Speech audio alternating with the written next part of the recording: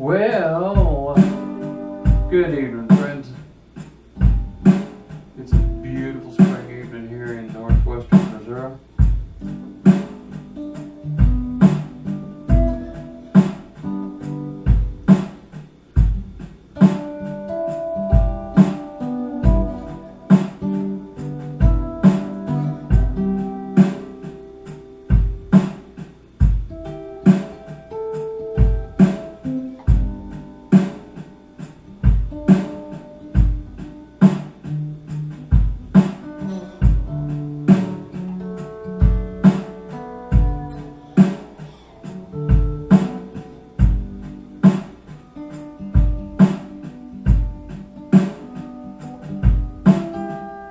Last time I came and visited with you,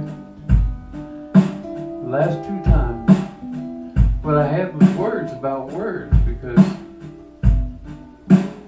this sort of thing that I do here, this particular kind of performance art, is known as spoken word music, and so I speak on words.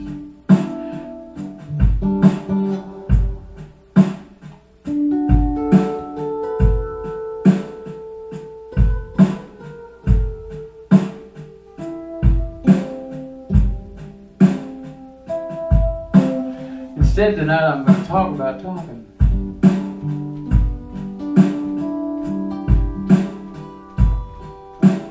Which is kind of related to words. Let me tell you how part of this fascination came about.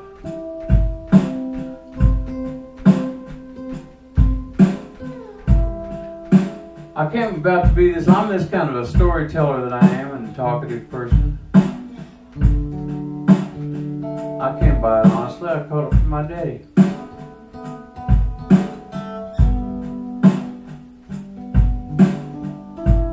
But when I was 18 years old, and my daddy was 52 years old, he got up one morning, went into the bathroom to shave, and had a stroke and fell down. 1965, I think. They didn't know as much about it as they do now. They didn't have 911. He lived, but by the time the dust had settled, he could no longer talk.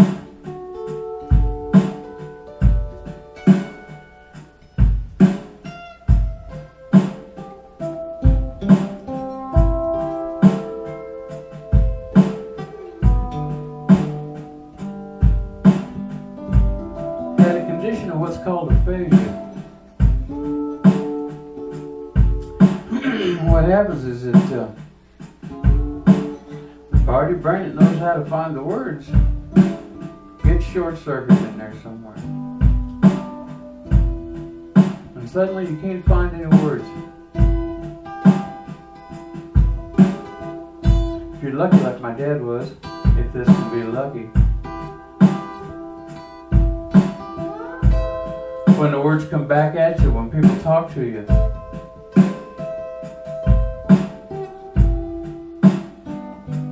that half the deal ain't broke. The circuit still works. I could talk to him, my mom could talk to him, and he could understand us.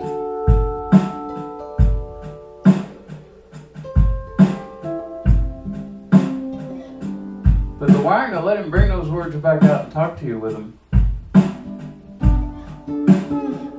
was just gone. There wasn't no fixing it.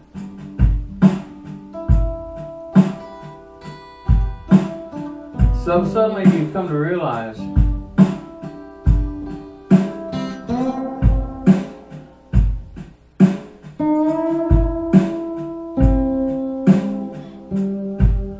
that a whole lot of what we do as human beings is we exchange thoughts by way of words.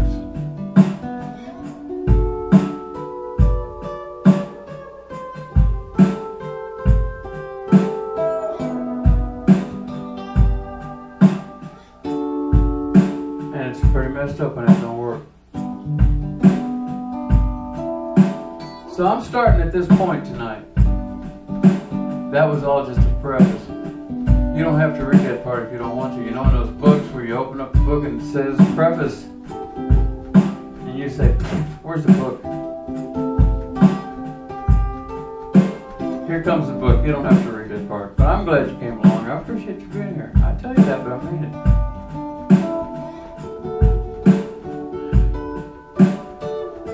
So most of us are lucky. We still got all our words. We can string them together.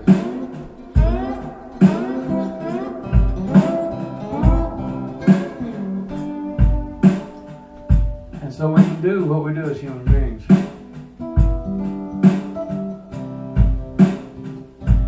As long as we have a word to express the concept that's in our mind.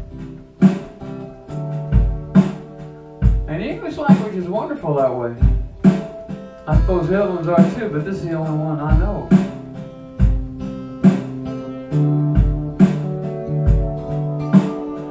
For most ideas, words have already been thought up. So you start out, you learn a few words, you sit around and say mama and daddy and me. There's an important one.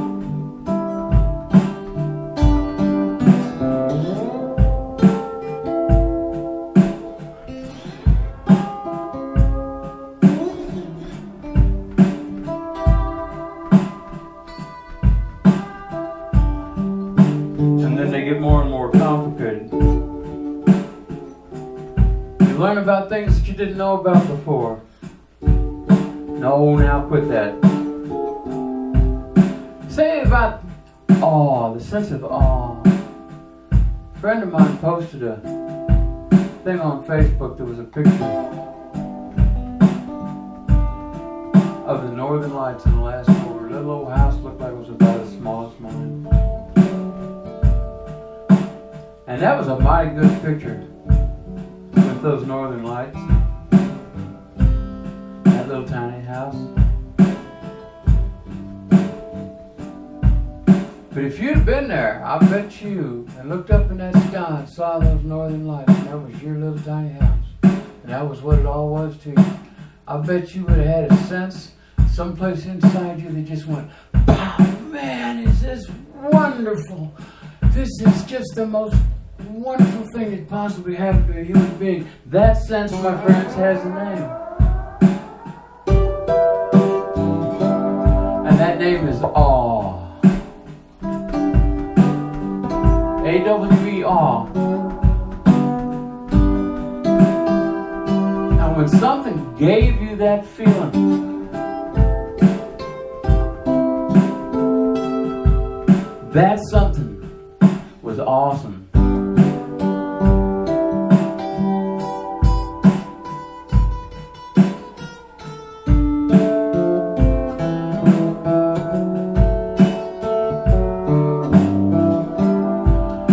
My friends, if a pair of sneakers gives you that same feeling that those northern lights would give me if I was there all alone in that prairie,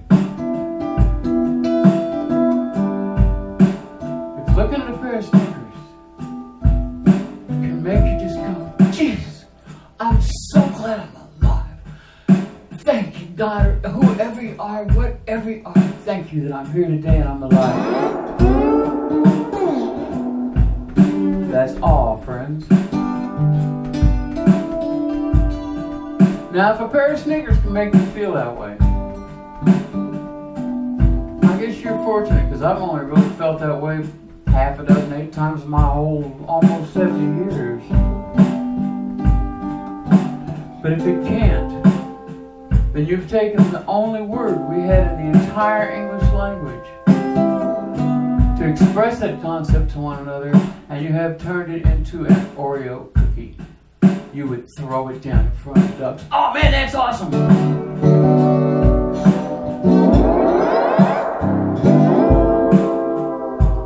No man, that's sneakers.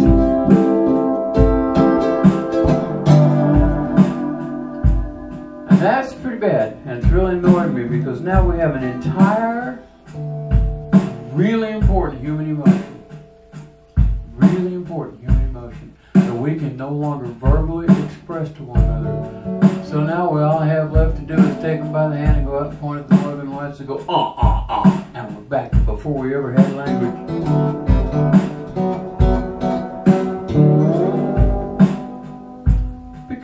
do with words. You may need them someday, you know.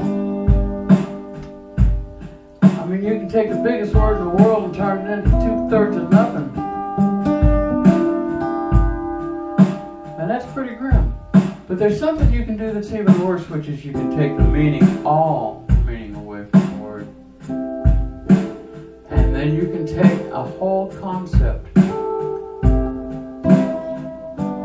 that the culture you live in can't talk about that concept. Because there's no word left for it.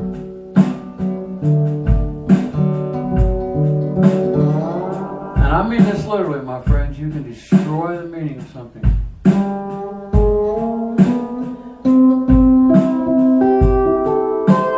Right now, the word I just used is getting that. Right? It's getting it. Nobody notices it.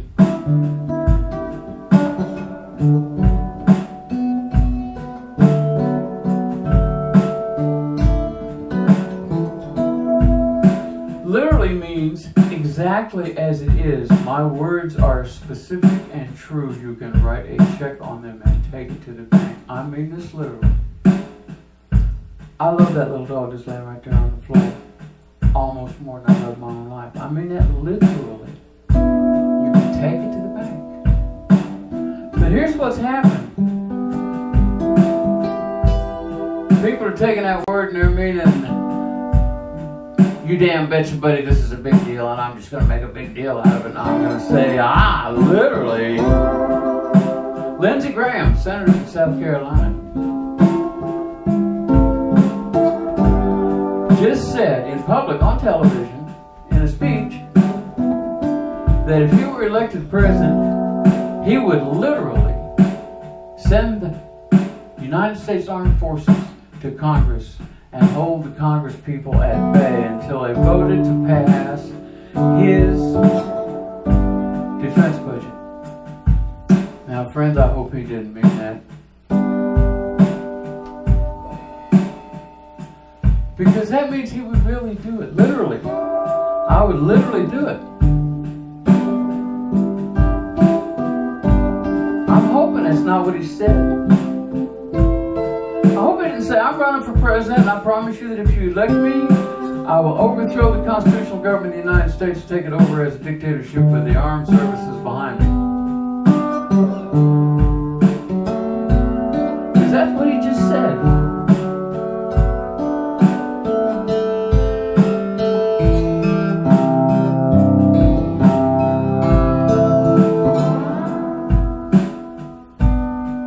I don't think that's what he meant, I hope.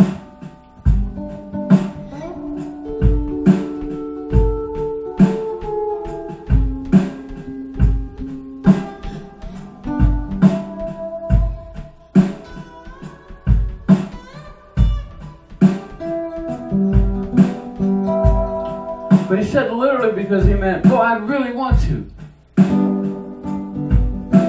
Man, if I had the guts, I really think that it would be the right thing to do. But instead of saying that, he took this word that meant something altogether different. It meant literally. And he said, I'd literally do this. And you're hearing it all the time now. Then some reporter called his office and said, hey, did you hear what your boss said in his speech? I kid you not, people. You know what the person on the telephone answered? Well, he wasn't to be taken literally. I gotcha.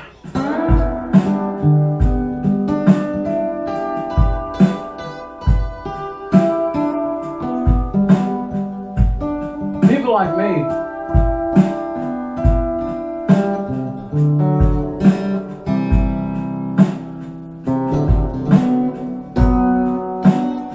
we sling words around and we do funny stuff with them. To me, I almost use words like they were some kind of a game or toy. I love them.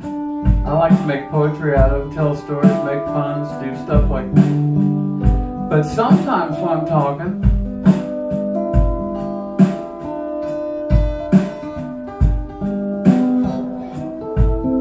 my words are being used in a specific, you can look it up in the dictionary, I'm trying to express a concept to you. Way. Not all the time, just sometimes. And see, we're not even in the same room. I'm glad that you're with me, and I can feel you in this little tiny room. But we're still not in the same room, so you can't say, hey Jeff, wait a minute. What do you mean?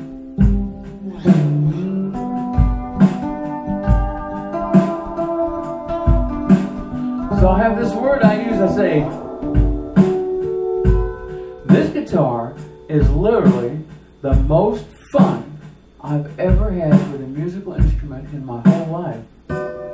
People, I mean, it literally is. I've played, I don't know, 50 different specific ones of maybe 9 or 10 different instruments.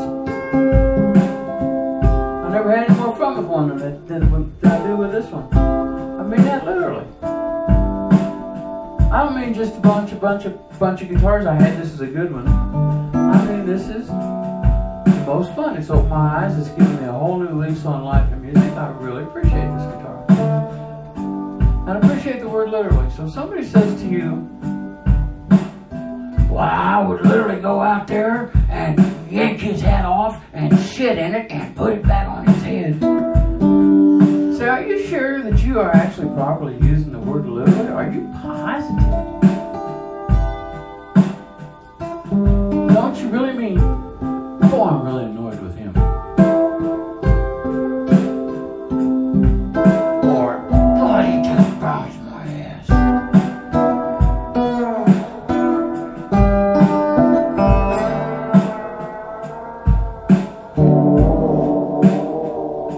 Okay. Say that. Don't use up my word. Because if you think the laws of the word awesome annoys you, and if you think that I resent that the flowers in the springtime can no longer be gay,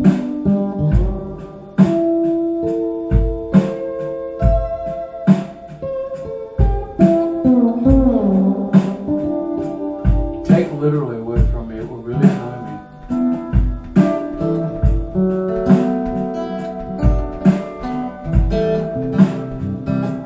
I was going to do this whole thing on 3 words, which was literally,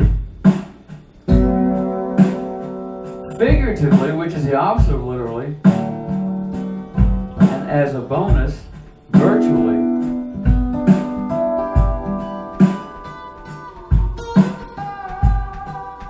But I'll run on. I appreciate you. Appreciate your time. I appreciate you visiting with me, putting up with me, letting me battle and rave at you. I hope I see you again out here someday.